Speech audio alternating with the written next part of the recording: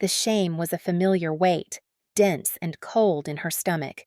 It was a specific kind of shame, curated for public consumption. Ilara Vance stood at the checkout counter of the city's most ostentatiously organic grocery store, the kind where the lighting was designed to make the kale look like jewelry and the customers look like they had never known a moment of hardship. Her cart was filled with the architecture of a perfect dinner party: crimson scallops, a filigree of microgreens, asparagus spears as thin and elegant as architectural renderings, a bottle of Sancerre sweating nervously beside a wedge of imported cheese. It was not a meal for her. It was a meal for Marcus. More accurately, it was a meal for Marcus's ambition. "I'm sorry, ma'am," the cashier said, her voice a practiced, gentle monotone that did nothing to soften the blow. "The card has been declined." Ilara felt a bloom of heat creep up her neck. She did not look at the man behind her in line with his basket of artisanal kombucha and his air of casual wealth. She did not look at the cashier. She looked at the small, dark screen of the card reader, which declared her insufficient in stark, white letters. Insufficient funds. It was a lie. The account held the quarterly bonus from the firm, a bonus earned by her designs, her sleepless nights, her quiet, uncredited genius. The funds were not insufficient. Her access to them was. This was one of Marcus's games. He called it budgetary oversight. He called it protecting our assets. She called it a leash. When she felt too independent, when she worked too late on a project that excited her more than it excited him, when she forgot for a moment that her world was meant to revolve around his, he would tighten it. The accounts would be frozen. Her access codes would mysteriously change. It was a simple, brutal reminder of who held the structural power in their marriage. He had not updated the file on her. He was working from a version of her that had never been accurate, a version that was fragile and dependent. He failed to see that each time he did this, the steel in her spine hardened just a little more. Can you try it again, please?" she asked, her voice low. She knew it was pointless, but the performance of it was necessary. It was part of the ritual. The cashier, a young woman with kind eyes and purple streaks in her hair, swiped it again. The little screen blinked its cruel, unchanging verdict. "I'm sorry," she repeated, a genuine note of pity in her voice now. Declined. And then, the second act of the humiliation began. Right on cue, the glass doors of the market slid open, and Marcus strode in. He moved with the easy, predatory grace of a man who had never been told no, a man who believed the world was a stage built for him. His suit was Italian, his posture relaxed, his smile a weapon. He radiated a kind of hollow, performed power that charmed clients and intimidated subordinates. He did not look at the cashier. He looked only at Ilara, his expression a carefully calibrated mix of disappointment and paternalistic concern. "Darling," he said, his voice loud enough for the man with the kombucha to hear. "Having some trouble?" She did not answer. She simply looked at him, her face a pale, still mask. "Honestly, Ilara," he continued, taking her arm in a grip that was just a little too tight, the pressure of his fingers a secret, sharp message against her skin. "We talked about this. You have to keep an eye on your spending. The Thornton account is on the line tonight. Everything needs to be perfect." He gestured to the cart. "Is all this really necessary?" He was framing her as a flighty, spendthrift wife, a beautiful but incompetent accessory. It was his favorite narrative. It erased her role as the lead designer, the rainmaker, the silent partner who drafted the blueprints he put his name on. In his version, she was a cost, not an asset. The people in line would see a handsome, patient husband managing his difficult, expensive wife. They would not see the truth. They would not see the architect of their firm being financially throttled for the crime of wanting to buy groceries. "Let go of my arm, Marcus," she said. Her voice was quiet, but it was not weak. It was a thread of steel. His smile tightened. It was a rictus of controlled fury. "Don't make a scene," he hissed, his voice dropping to a venomous whisper meant only for her. "You have an obligation. To me, to this firm. "Do not embarrass me." The embarrassment was not his. It was hers. It was a suffocating cloak he wrapped her in, and he was doing it now, in the brightly lit aisle of a store that smelled of fresh bread and smug prosperity. She felt the familiar sting behind her eyes, the desperate urge to simply vanish. She had endured this in private, in the cold marble expanse of their penthouse, for years. To have it happen here, under the fluorescent gaze of strangers, was a new level of violation.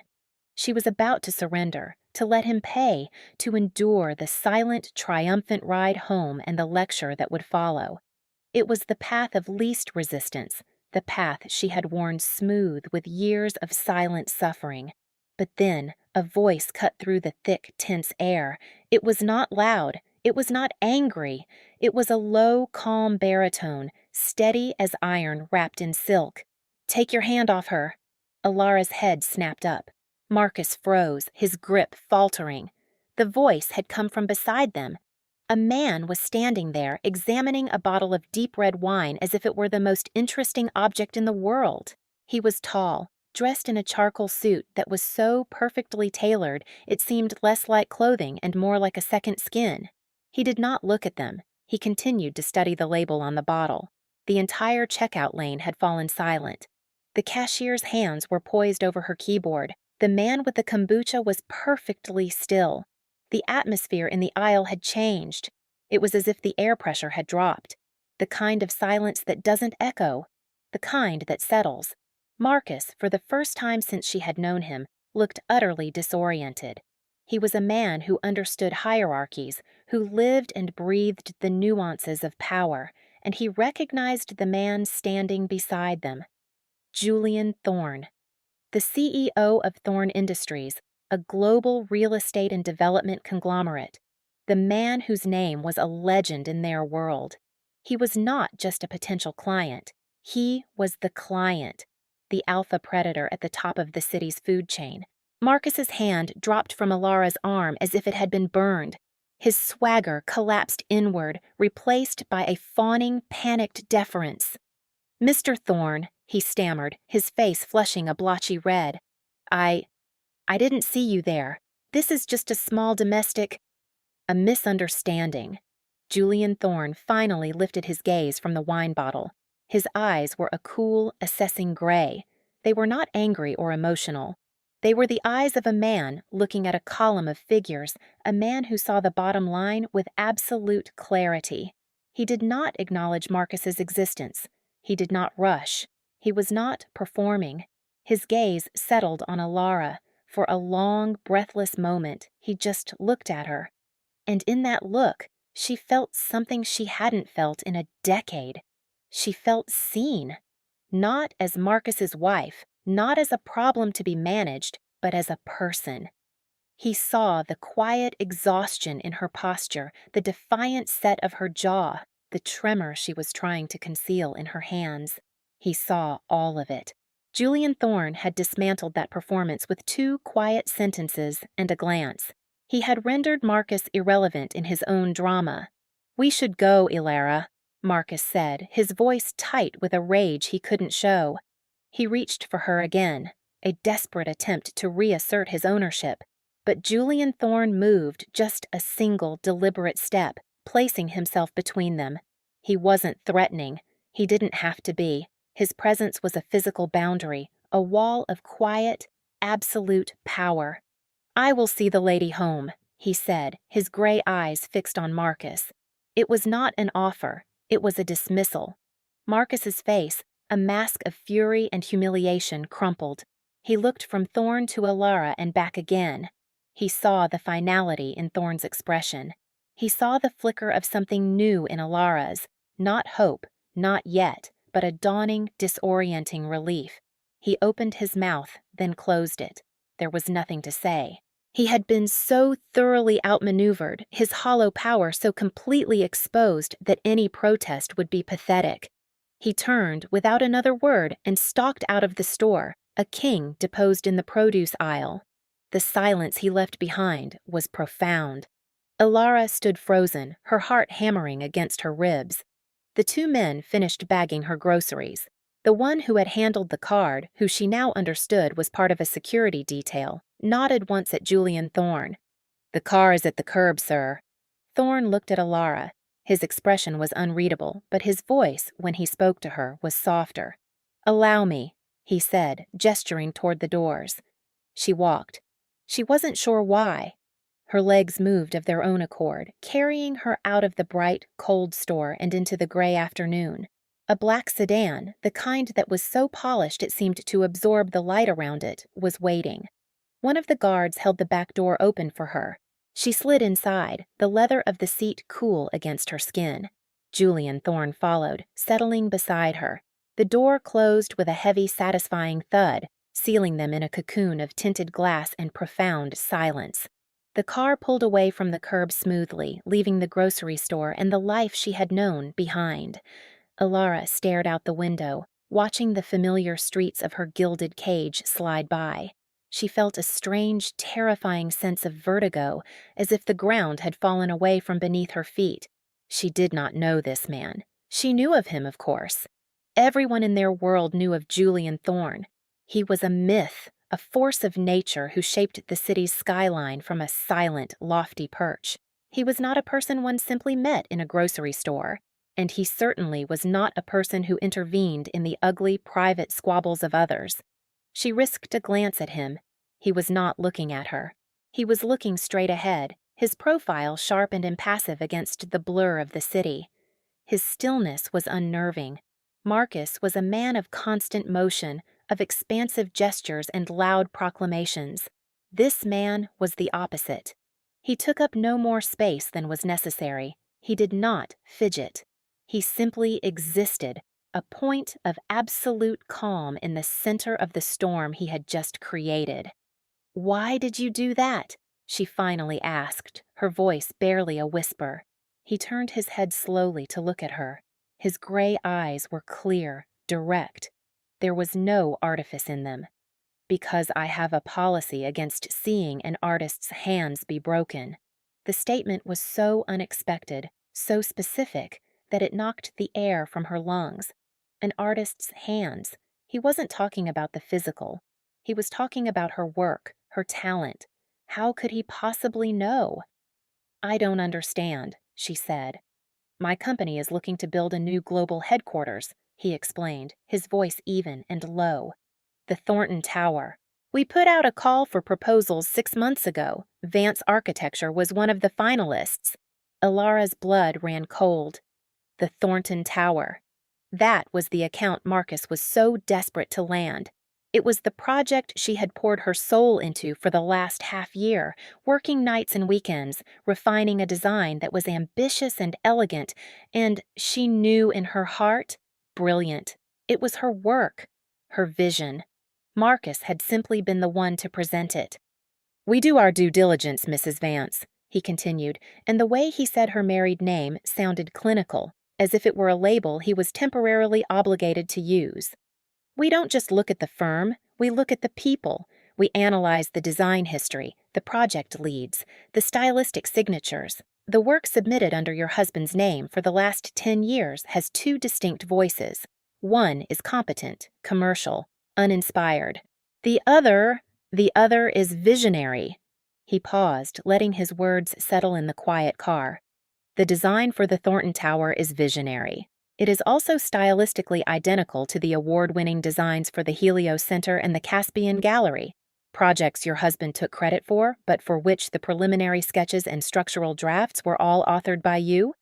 Alara stared at him, her mind reeling. He had investigated them, not just the firm's finances, but its creative core. He had peeled back the layers of Marcus's lies and found her, hiding in plain sight. He had not just seen a woman being bullied in a store, he had seen the architect he wanted to hire being systematically dismantled by the man who was stealing her life's work. He was working from a version of her that was terrifyingly, breathtakingly accurate. You're the client," she breathed, the realization landing with the force of a physical blow. "I was," he corrected gently. "I made my decision an hour ago. I have no interest in working with a man like Marcus Vance."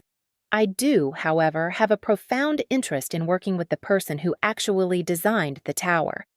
They were pulling up to a set of imposing iron gates, set into a high stone wall that seemed to go on forever. This was not the way to her penthouse. This was the opposite direction, heading out of the city toward the old, moneyed estates that lined the river. "Where are we?" she asked, a new kind of alarm taking root. "My family's home," he said simply. "You are not safe with him. He knows you spoke with me. He knows he lost the contract. His anger will be significant. You will stay here, where he cannot reach you." It was an order disguised as an offer of protection. Her entire life she had been subject to the whims and commands of powerful men. First her father, then Marcus. Part of her bristled at the command, the sheer, unmitigated arrogance of a man deciding her life for her. But another part of her, the exhausted, bruised part, felt an overwhelming wave of relief. Safety. It was a concept so foreign it felt like a dream. The gates swung open silently. The car proceeded up a long, winding drive, past ancient oak trees and manicured lawns that rolled like green waves toward a sprawling stone manor. It wasn't a house, it was a statement. It was the kind of deep, quiet structural power that made Marcus's performative wealth look like a child's toy. The car stopped. The guard, whose name she would learn was Graves, opened her door. Julian Thorne was already out, waiting for her. The air here was different, clean and cool, smelling of rain and old stone. I have nothing," she said, the practicalities of her situation crashing in. "My clothes, my work, my laptop is in his office." "It will be handled," Julian said. It was his default setting, a calm declaration that the world would bend to his will. As they approached the massive front doors, they opened. An older woman stood in the doorway, her silver hair coiled in an elegant knot. She had the same calm gray eyes as her son, but hers were warmer, filled with a sharp, knowing intelligence. This was Eleanor Thorne, the matriarch. She looked past Julian and directly at Alara. A small, genuine smile touched her lips. "You must be Alara," she said, her voice warm and welcoming. "We've been expecting you. I've put you in the East Wing. It has the best morning light for drafting." Eleanor Thorne took Alara's hands in her own. Her grip was firm, her skin cool. "Welcome home, my dear. You are safe now." And for the first time in a decade, standing in the doorway of a stranger's house, surrounded by a quiet power she was only beginning to comprehend, Elara Vance believed it might be true. The weight in her stomach was still there, but it was no longer shame. It was the heavy, solid feeling of a foundation being laid. The days that followed were a study in disorientation. Alara woke each morning in a bedroom larger than her first apartment. The sheets a thread count she couldn't even guess at. Sunlight, unfiltered by the smog of the city, streamed through tall windows that overlooked acres of gardens. The silence was the most jarring part.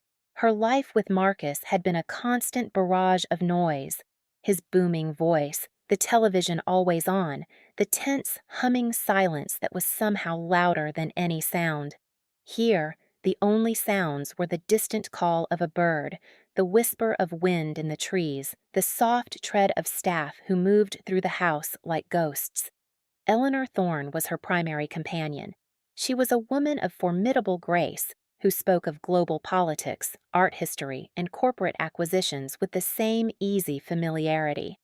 She never asked Alara about Marcus. She never pried into the raw, wounded parts of her life. Instead, she asked about her work. She asked about Alara's theories on cantilevered structures, her preference for sustainable materials, her belief that a building should reflect the soul of its function. She treated Alara not as a victim, but as a peer. She gave her validation, a gift more precious than sanctuary. Julian was a more distant presence in those first few days. He would leave before she woke and return late in the evening. They would sometimes share a late dinner with his mother in the grand, yet surprisingly intimate dining room. The conversations were quiet, respectful. He would ask about her day, and she would tell him about the books she was reading from his family's vast library. He listened with an unnerving intensity, his gray eyes missing nothing. He was assessing her, she knew, but it was not the predatory assessment of a man like Marcus. He was gauging her strength, her resilience, her readiness for what was to come. On the third day, Graves appeared at the door of her suite. He was holding a sleek, new laptop and several large portfolios. "From your office, miss," he said, his expression impassive. "And your personal effects from the penthouse. Everything has been retrieved?" Ilara stared at him. "How?" "The office is keycard access only. The penthouse has a doorman, security." Graves offered a flicker of a smile, a tiny crack in his professional veneer. "The CEO of Thorne Industries has certain standards for his employees' security protocols. Mr. Vance's were found lacking. We updated them, mostly." She opened the portfolios. Inside were all of her drawings, her private sketchbooks, the hidden folders on her old computer that contained the DNA of her true work. They had extracted her entire professional soul from Marcus's possession. They had not just given her a refuge, they were giving her back her life, piece by piece. That evening, she found Julian in the library, a cavernous room with floor-to-ceiling shelves and the comforting smell of old paper and leather. He was standing by the window, looking out at the darkening grounds. "Thank you," she said, her voice cutting through the quiet. He turned. "For what?" "For my work, for getting it back." "It was never his to begin with," he stated, as if it were the most obvious fact in the world. "Possession is not ownership. You are the architect. He was merely the custodian. A poor one, at that." She took a step closer. "What happens now, Mr. Thorne?" "Julian." He corrected her quietly. "And what happens now is you build. I have cleared a studio space for you in the West Pavilion. It has drafting tables, model-making equipment, the latest software, everything you require. The Thornton Tower is yours to design, if you still want it." "And Marcus?" The name felt like ash in her mouth. Julian's expression did not change, but a coldness entered his eyes. "Mr. Vance is becoming a problem. A predictable one. He has been calling my office. He has been leaving threatening messages for you with my assistant. He has told the press you are unwell, that you have had a breakdown and are under my coercive influence." Ilara flinched. It was his classic move. Paint her as unstable, discredit her before she could even speak. "He believes he still has leverage," Julian continued, his voice a low, steady rumble. "He believes the law, the press, and the sanctity of marriage are on his side. He has not yet realized that the rules have changed. He is playing checkers. I am playing a different game entirely." "What game is that?" she whispered. "Acquisition," he said. Over the next few weeks, Ilara threw herself into her work. The studio in the West Pavilion became her sanctuary and her war room. For the first time in her career, she was unconstrained. She redesigned the Thornton Tower from the ground up, keeping the core of her original vision, but elevating it, making it bolder, more honest. The process was cathartic. With every clean line she drew, she was excising a piece of Marcus's influence, reclaiming her own creative voice. She and Julian fell into a routine. He would visit her studio late at night, after his own long day was over. He would not interrupt. He would simply stand by the door, a silent, supportive presence, watching her work. Sometimes she would talk, explaining her design choices, the complex engineering challenges, the philosophy behind the building's sweeping glass facade. He would listen, asking sharp, insightful questions that showed he understood not just the aesthetics, but the deep structure of her vision. Their conversations began to drift beyond architecture. They talked about their pasts, their families, the weight of their respective legacies. She learned about his father, a brilliant but ruthless man who had built the Thorne Empire. Julian spoke of him with a mixture of respect and a quiet determination to be a different kind of leader. She, in turn, told him about her own father, a stern academic who had valued her intelligence but dismissed her creative ambitions, pushing her toward a stable partner like Marcus. One night, as they stood before a scale model of the tower, He reached out and gently touched the miniature spire. "It's more than a building," he said, his voice soft. "It's a declaration." "Of what?" she asked. "That strength doesn't have to be brutal. That light can be a structural element. That something beautiful can also be powerful." He turned to look at her, his gray eyes intense in the dim light of the studio. "It is a self-portrait." In that moment, the space between them felt charged, the air thick with unspoken words. It was not a passionate, fiery connection. It was something quieter, deeper. It was the slow, steady recognition of two people who had spent their lives in different kinds of isolation, who saw in each other a reflection of their own integrity. He was the first man who had ever looked at her work and seen her soul. The peace was shattered by the arrival of a legal courier. Marcus had made his move. He was suing her. The documents were a masterpiece of malicious fiction. He claimed she had stolen proprietary designs from his firm. He claimed she had violated her employment contract. He was demanding an injunction to stop her from working on any new projects and suing for damages that would bankrupt her 10 times over. It was a scorched earth tactic, designed to terrify her back into submission. She read the papers in the library, her hands trembling. The old fear, the familiar feeling of being trapped, began to creep back in. Julian found her there. He took the documents from her, his face unreadable as he scanned the pages. When he was done, he placed them neatly on the table. "This is not a lawsuit," he said calmly. "It is a tantrum. It is also a gift." "A gift?" she asked, incredulous. "He has opened a legal front," Julian explained, "which gives us the right of discovery.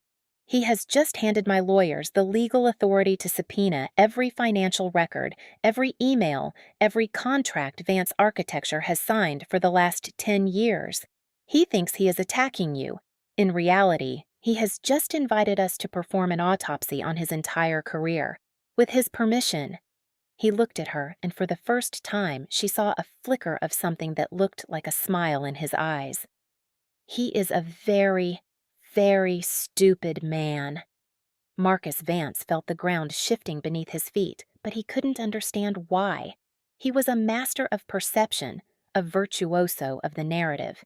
Yet the narrative was slipping from his grasp. His desperate calls to the press about his troubled wife had resulted in a few salacious blog posts, but no serious coverage. The reporters he had on his payroll suddenly weren't returning his calls.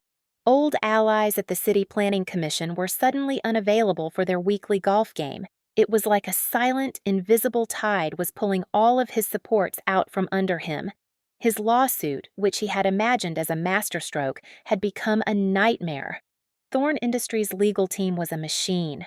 They had descended on his firm with a quiet, terrifying efficiency, demanding documents he had long buried, expense reports that revealed personal luxuries billed as corporate costs, contracts that were suspiciously awarded, and most damningly, the metadata on the design files, which showed Ilara as the original author of every significant project, with his involvement limited to minor cosmetic changes and adding his name to the title block.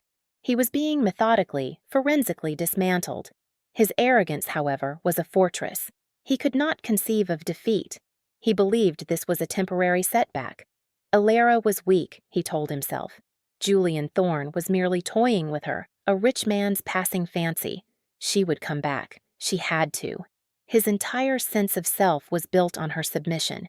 His fatal miscalculation came in the form of an invitation.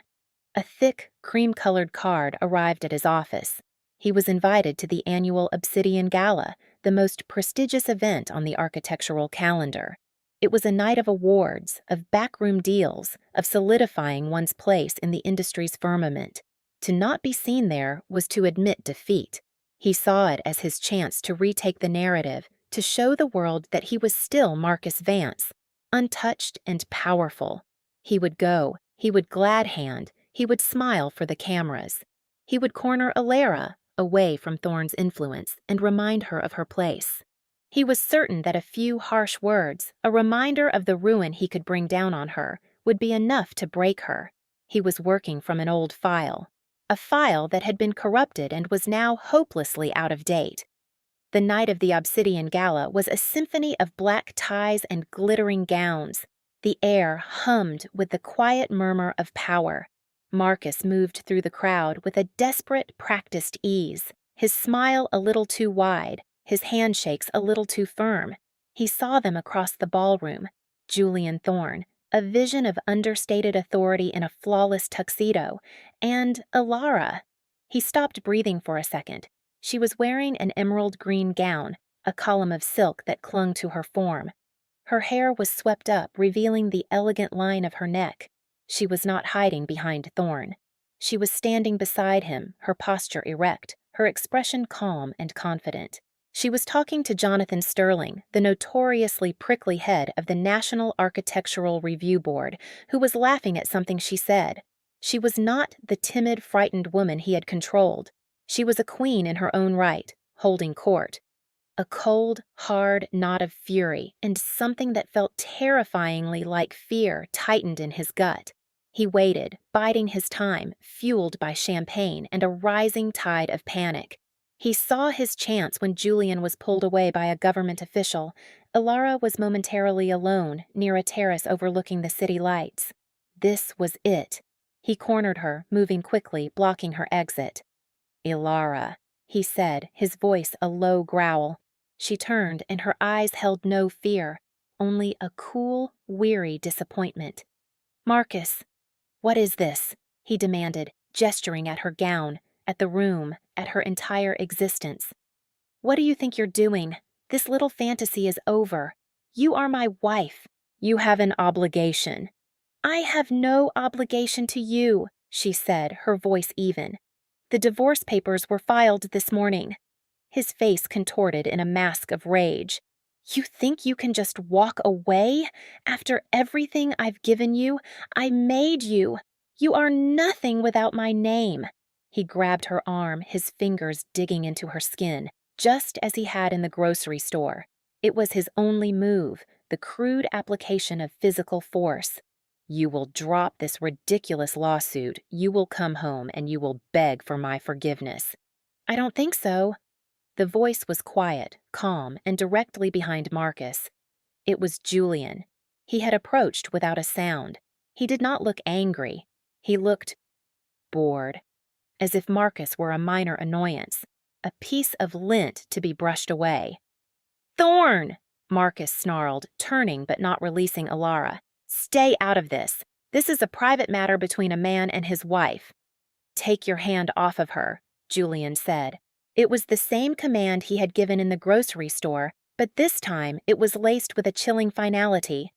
"This is the last time I will tell you." Marcus, buoyed by alcohol and desperation, made the worst mistake of his life. He laughed. "Or what? You'll have your gorillas rough me up? You can't touch me." Julian looked not at Marcus, but at Alara. "Are you all right?" he asked her, his voice soft. "I'm fine," she said, her gaze locked on his. With that, Julian's attention returned to Marcus. "You are correct," he said conversationally.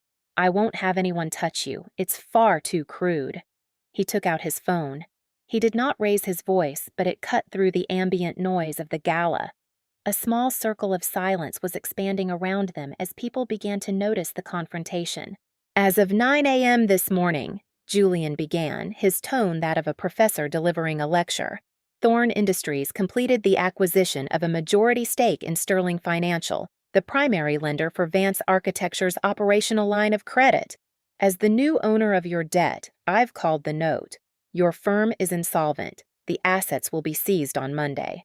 Marcus's face went slack with shock. His grip on Alara's arm loosened. "At 10 a.m., Julian continued, swiping to another screen on his phone.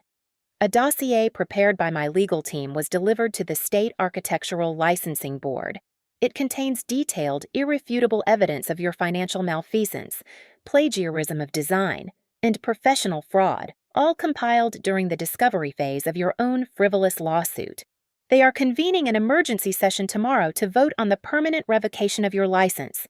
He swiped again. And at 11:30, the board of directors for the Helios Center and the Caspian Gallery were informed of this evidence. They have both announced they will be suing you personally for fraud and misrepresentation. The press release is scheduled for the morning. I have a draft if you'd like to see it." Every word was a nail being hammered into the coffin of Marcus's life. The performative confidence, the arrogance, the entire carefully constructed facade of Marcus Vance was being systematically demolished in public with cold, undeniable facts. The color drained from his face, leaving behind a pasty, sickly gray. "And finally," Julian said, his voice dropping to an almost gentle whisper as he delivered the killing blow, "your partners, having been made aware of the impending financial and legal collapse of the firm you built on their backs, voted unanimously this afternoon to dissolve the partnership and remove you. Vance Architecture no longer exists." Marcus made a choked, gasping sound. He stared at Julian, his eyes wide with the horror of a man watching his entire world burn to the ground in 60 seconds. He looked at Ilara, truly seeing her for the first time, not as his possession, but as the architect of his ruin, standing beside the man who had given her the tools to do it. His body began to tremble, his knees buckled. Marcus Vance, the arrogant tyrant, the master of his universe, dropped to the floor of the ballroom, a sobbing, broken heap. Security moved in then, swift and silent, lifting him by his arms and dragging the hollow shell of a man away from the horrified, silent stares of his peers. Julian did not watch him go. He put his phone away and turned to Ilara. He gently took her arm, the one Marcus had grabbed, and his touch was warm and steady. "It's over," he said quietly. Later, after the whispers had died down and the gala was drawing to a close, Julian was called to the stage. He was one of the event's primary sponsors. He stood at the podium, a figure of absolute power and stillness, and the entire room hung on his words. "Good evening," he began, his voice filling the hall. "We are here tonight to celebrate the future of architecture, the visionaries who build the world of tomorrow. My company, Thorn Industries, has spent the better part of a year searching for such a visionary to helm our new global headquarters." He paused, his eyes scanning the crowd until they found Ilara. "That search is over. The Thornton Tower, a project that will redefine our city's skyline, will be a testament to integrity, strength, and brilliance. It is my distinct honor to introduce you to its sole architect." He looked directly at her. "A woman who has been the most capable person in every room she has ever been in, and whose name you will all soon know. Ladies and gentlemen, Miss Ilara Shaw." He used her maiden name. He had given it back to her, in front of the entire world. A soft gasp went through the audience. Ilara felt 1,000 pairs of eyes on her, but the only ones that mattered were the calm, gray ones on the stage. She stood up, her legs steady, and as a wave of applause washed over her, she walked toward the stage, toward him, toward the light. They stood together on the terrace later, the cool night air a balm on her skin. The city spread out before them, a glittering tapestry of light and shadow. In the distance, she could see the patch of darkness where the Thornton Tower would one day stand. Her tower. "Shaw," she said softly, testing the name on her tongue. "I haven't heard that in a long time." "It suits you," Julian said. He was standing beside her, not touching, but his presence was a warm, solid comfort. "It is your name, the name you were born with, the name you will sign your work with." She finally let out a breath she felt like she had been holding for 10 years. It was a slow, shuddering exhale that carried with it the last vestiges of fear and shame. A real smile, one that reached her eyes and crinkled the corners, spread across her face. It felt new and wonderful. "I don't leave because things become complicated, Julian," she said, turning to look at him. "I want you to know that." He met her gaze, his expression serious. "I know. You don't run from a storm. You design a better foundation." He offered her his hand. She took it. His grip was firm, his palm warm. It was not a gesture of ownership or control. It was a gesture of partnership, of equality. They stood there for a long time, in comfortable silence, looking out at the city. She was not a rescued damsel. He was not a knight in shining armor. They were two complicated people who had found each other in the wreckage of a broken life. He had given her safety, a platform, a way to reclaim her power. She, in turn, offered him a glimpse of a world where strength was not about control, but about creation, where the most powerful thing you could do was build something beautiful and lasting. The future was not a fairy tale. It would be complicated. It would be work. But for the first time, Ilara Shah looked toward the horizon and felt not dread, but the quiet, thrilling peace of a new beginning. She was home. Some people will take your silence for weakness. They will see your grace under pressure and call it submission. They will watch you endure hardship with your head held high and mistake your resilience for acceptance. But silence can also be the quiet gathering of strength. Grace can be the sharpening of a blade, and resilience is the foundation upon which empires are built and tyrants are brought to ruin. Ilara learned that her quiet strength was not a vulnerability to be exploited, but a power to be wielded. And in the end, her voice was heard not in a scream, but in the soaring lines of a skyscraper against the sky. What do you think is the most satisfying part of Marcus's downfall? Tell us what you think Julian should do next in the comments below. If this story moved you, please hit that like button right now. Your support means the world to us and helps us bring you more stories like this one. And if you haven't subscribed yet, now is the perfect time. Hit that button and ring the notification bell so you never miss what comes next. The saga of Thorn Industries and the rise of Ilara Shah is just beginning, and you won't want to miss a single moment. Like and subscribe for brand new stories every week.